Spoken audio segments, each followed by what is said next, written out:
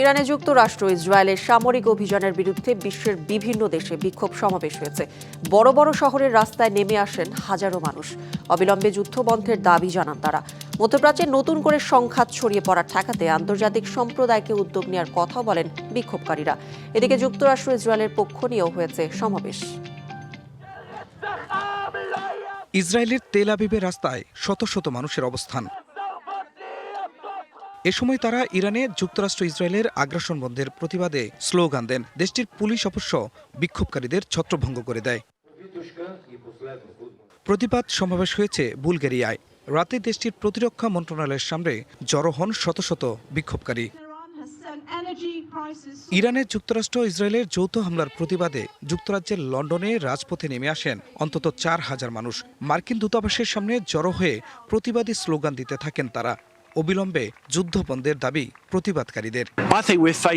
Netanyahu এবং আমেরিকানরা ইরানি জনগণের বিরুদ্ধে যে যুদ্ধ পরিচালনা করেছে তা সেই দেশে হত্যা এবং বিশৃঙ্খলা সৃষ্টি করছে।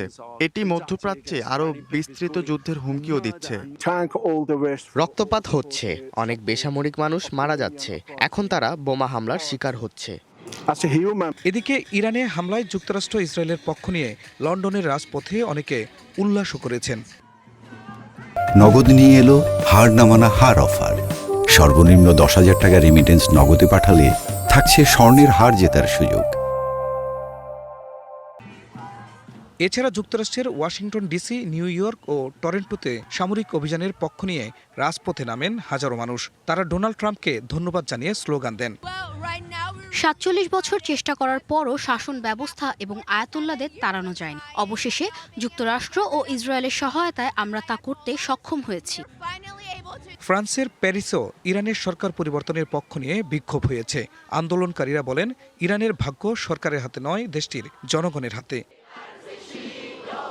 খান মোহাম্মদ মুকুল, ডিবিসি নিউজ ডেস্ক।